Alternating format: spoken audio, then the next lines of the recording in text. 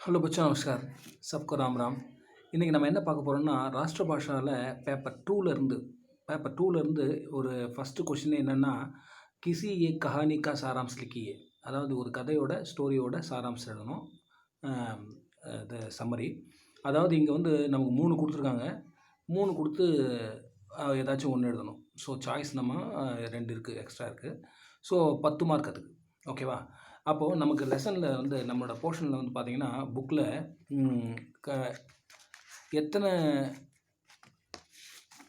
Paper 2ல் கஹானி சொன்னோம் இல்லையா, தூஸ்ரா பத்திரன்னு சொல்கிறாங்க. அதில் வந்து பார்த்திங்கன்னா உங்களுக்கு வந்து 5 ஸ்டோரி இருக்குது.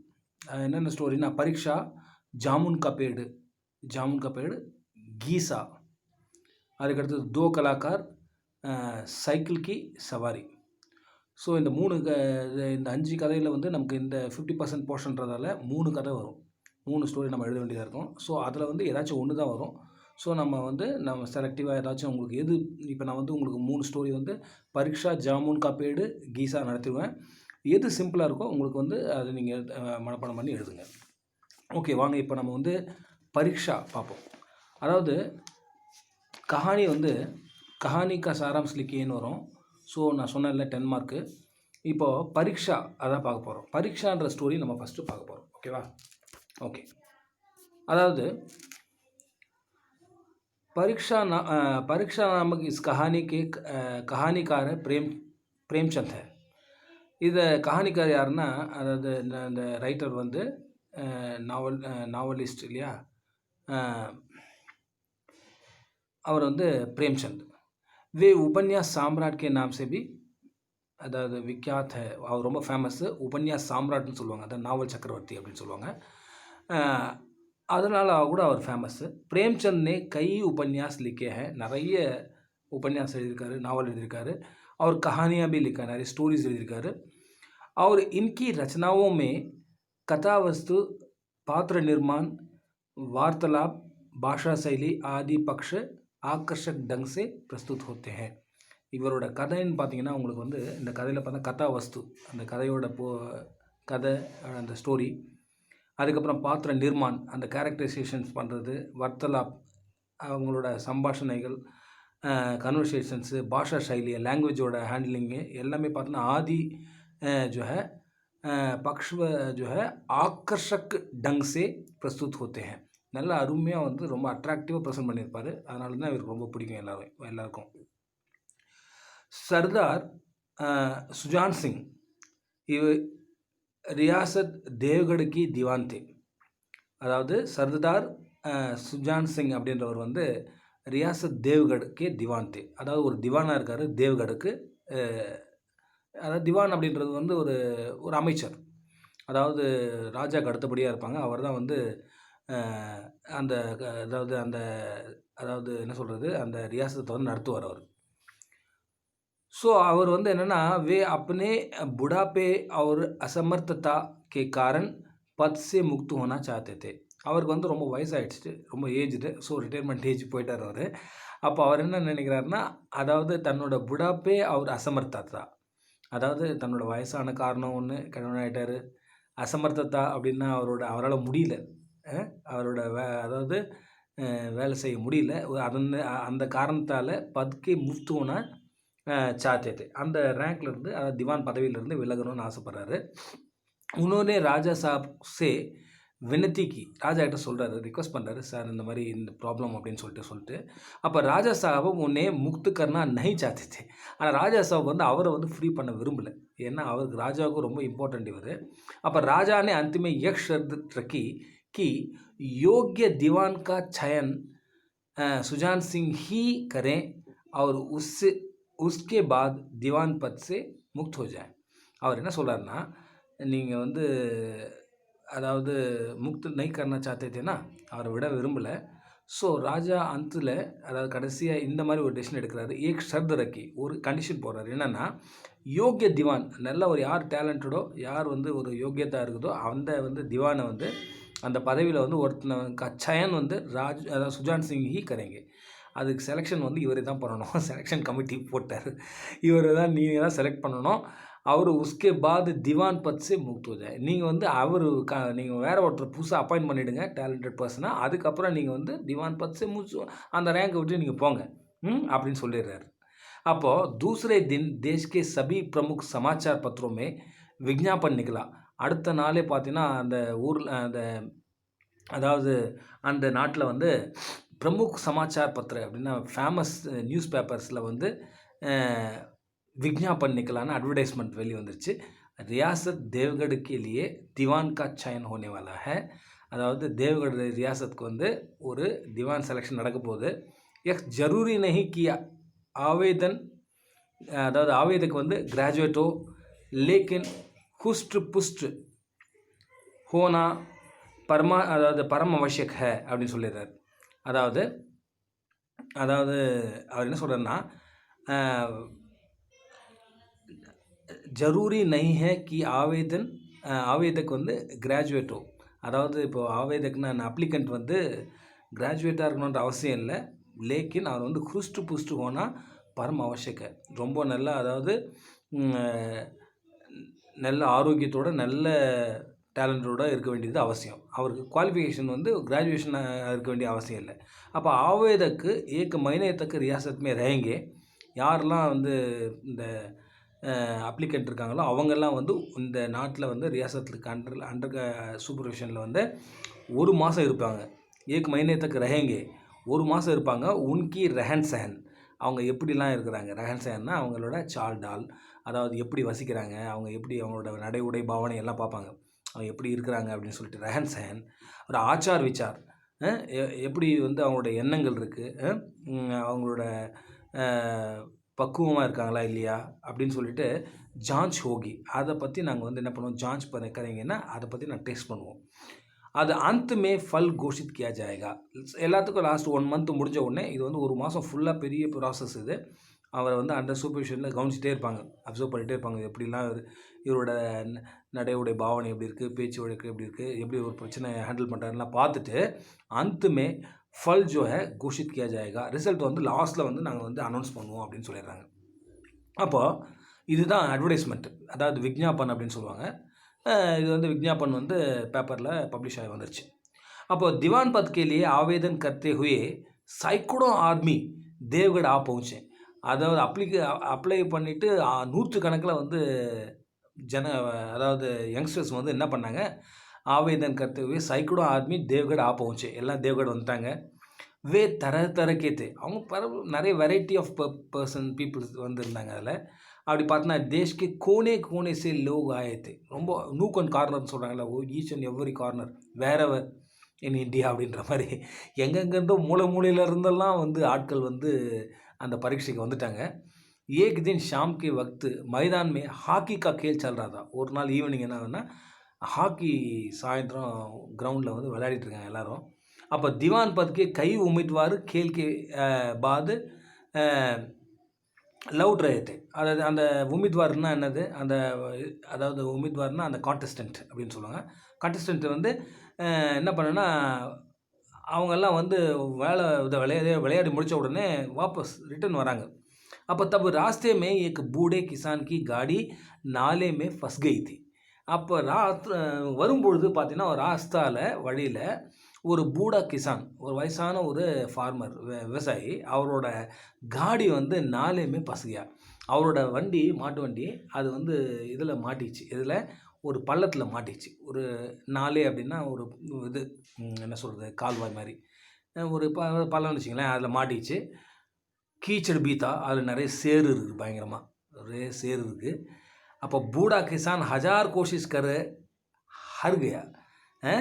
அதாவது அவன் 1000 ட்ரை பண்ணிட்டான், எவ்வளோ வகையில் அவன் ட்ரை பண்ணிட்டான் வயசான விவசாயி. ஆனால் அவனால் வந்து கோஷிஷு, அதாவது ஹஜார் கோஷிஷு கர் ஹார் கயா. அவன் செஞ்ச ட்ரையெல்லாம் வேஸ்ட்டாக போச்சு. அத்தனை முறை 1000 முயற்சி பண்ணி கூட அவன் தோத்துட்டான். அவனால் வந்து அந்த வண்டியை அந்த பள்ளத்துலேருந்து வெளியே எடுக்க முடியல. வக் சகாயத்தா கேலியே இதர் உதர் தேக்தா தா.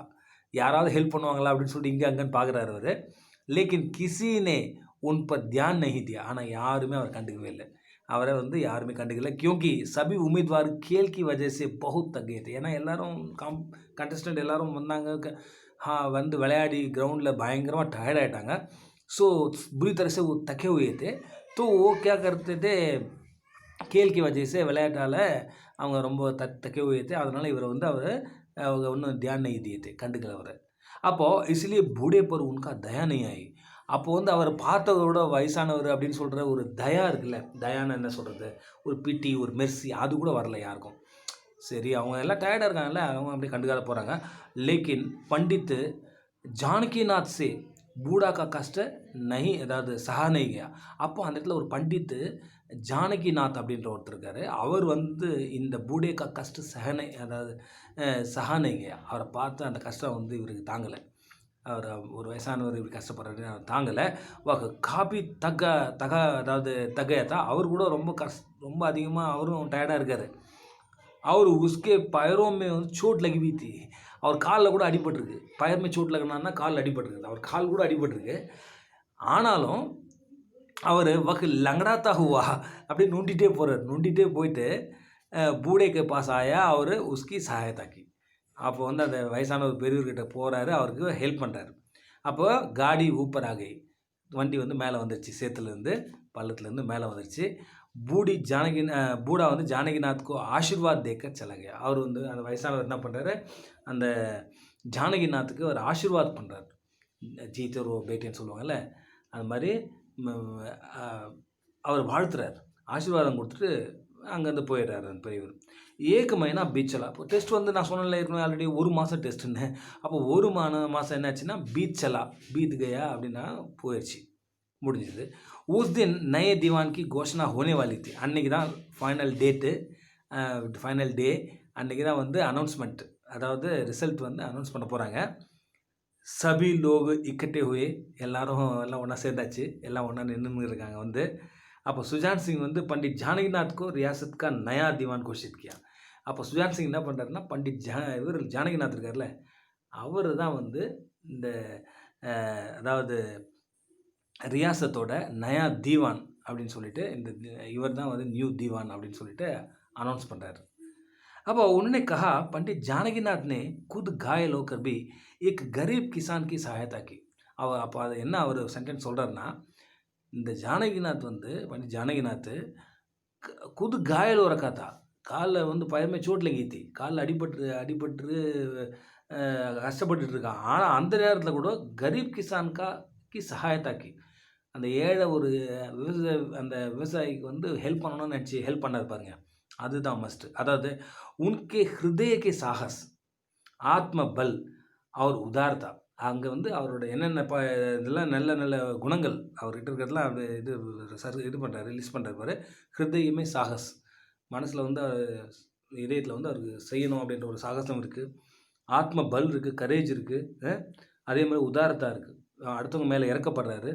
ஸோ ஏக் சமர்த் திவான் கேலியே இனி சீஜோं की ज़रूरत है. இப்போ வந்து ஒரு நல்ல ஒரு திவான், நிறைய முடிவு அவர் தான் எனக்கு போகிறார்ல, அதாவது ரொம்ப ரியாசத்தில் யாராவது ரொம்ப கஷ்டப்பட்டனா அவங்களெலாம் பார்த்துக்க வேண்டியது அவர் தானே. ஸோ அவருக்கு வந்து இந்த குணங்கள்லாம் ரொம்ப ஜரூரி. அதாவது சமத்து தீவான் வந்து இந்த மாதிரி இனி சீஜோங்கி ஜரூரத்தை அப்படின்னு சொல்லிட்டு இந்த ஸ்டோரியை வந்து முடியுதுப்பா. இது வந்து இப்போ அதாவது பிரேம்சந்த் எழுதின ஒரு ஃபேமஸ் ஸ்டோரி இது. ஓகே, பரீட்சான்னு பேர். பரீட்சான்னாவே எக்ஸாமினேஷன் அர்த்தம். ஓகே, நமக்கு நல்லா தெரியும். அதுக்கடுத்து ஜாமுன் கா பேடு. ஜாமுன் கா பேடு அப்படின்றது ஒரு 2வது ஸ்டோரி. ஸோ நான் இந்த 2வது ஸ்டோரியும் கம்ப்ளீட் பண்ணிடுறேன். அதாவது இதில் வந்து கஹானிக்கார், அதாவது இந்த கதை எழுதின ஸ்டோரி ரைட்டர் யாருன்னு பார்த்தீங்கன்னா ஸ்ரீ கிருஷ்ணச்சந்த் பஞ்சாப். அதாவது கிருஷ்ணச்சந்தர் वो पंजाब के रहने वाले थे. ஸ்டோரி ரைட்டர் வந்து கிருஷ்ணச்சந்தர், அவரோட நேமு ஸ்ரீ கிருஷ்ணச்சந்தர். அவர் வந்து பஞ்சாப் கே रहने वाले थे, பஞ்சாப் இருக்கார். அவர் வந்து சிரேஷ்ட உருது கலாக்கார். அவர் உருது லாங்குவேஜில் வந்து ரொம்ப ஃபேமஸ். இவர் கூட நம்ம பிரேம்சந்த் கூட ஃபஸ்ட்டு உருது கலாக்காராக தான் இருந்தார், அதுக்கப்புறம் ஹிந்தி நாவல் சாம்ராட் ஆகிட்டார். இவர் வந்து உருது கலாக்கார், ரொம்ப ஃபேமஸ், வந்து உருதுல ஆர்டிஸ்ட் இவர். அப்போ ஜாமுன் கா பேடு ஸ்ரீ கிருஷ்ணச்சந்தர் கி एक பிரசித்த ஹாஸ்ய கதா है. ரொம்ப சிரிப்பு கதை இது. ஹாஸ்யம் அப்படின்னா என்ன, சிரிப்பு, காமெடியான ஒரு கதை இது.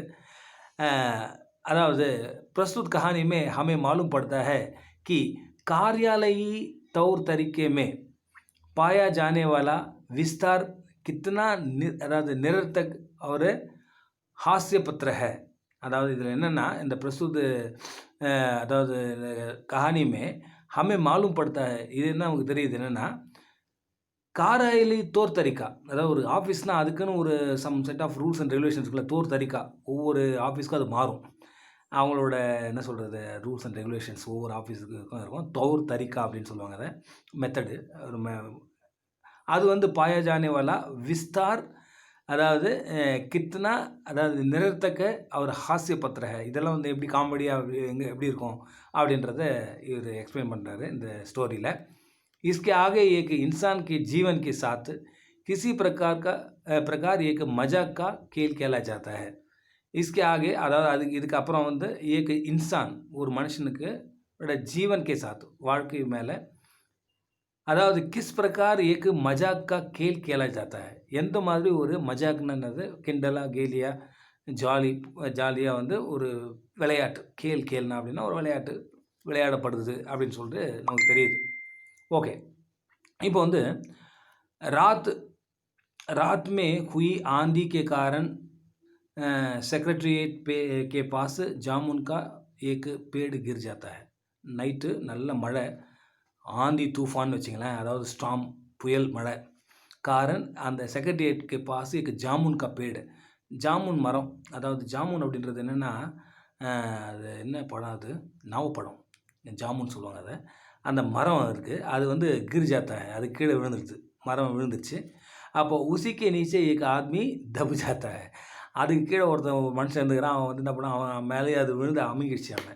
அவன் दब गया अंदर वो, मतलब अंदर दब गया ना, மரத்துக்கு கீழே அடியில் நசிக்கிட்டான். அப்போது इसे देखते ही माली, அதாவது चपरासी क्लर्क से ऐसे एक खबर तो अदावद जॉइंट सेक्रेटरी तक फ़ौरन पहुँच जाती है. இதை பார்த்த உடனே इसके देखते ही மாலினா யார், அந்த கார்டனர், அந்த தோட்டக்காரர் என்ன பண்ணால் சப்ராசி அந்த அட்டெண்டர் இருக்கா இல்லையா, அவங்ககிட்டையும் சப்ராசி உடனே கிளர்க்குக்கிட்டையும், கிளர்க்கு வந்து ஆஸ் எ கவர், அதாவது கவர்னால் இந்த நியூஸை, இந்த செய்தியை கொண்டு போகிறாங்க, மெசேஜ் வந்து ஜாயின்ட் செக்ரட்டரி வரைக்கும் போயிடுது. தக்கு ஃபௌரன் பहुंच जाती ना, இமிடியேட்டாக போயிடுது.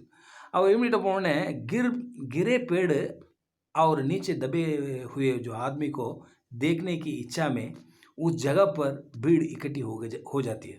அப்போ வந்து மரம் விழுந்தது, அதுக்கு நடியில் வந்து ஒரு மனுஷன் வந்து அமுங்கி போனது, நசுங்கி போனது, இதெல்லாம் பார்க்கணுன்ற ஆசையில் வந்து உஸ் ஜகா பர் भीड़ इकट्ठी हुई, நிறைய பேர் வந்து சேர்ந்துடுறாங்க எல்லோரும். அப்போது ஜப், அதாவது பஹஸ் करते रहे, எல்லாம் பஹஸ் करना அப்படின்னா பேசுகிறாங்க, வேகமாக பேசுகிறாங்க, எல்லோரும் மாற்றி பேசிக்கிறாங்க. பஹஸ் करते रहे, किसी ने पेड़ के नीचे दबे हुए आदमी को बाहर निकालने का मार्ग पर सोचा ही नहीं.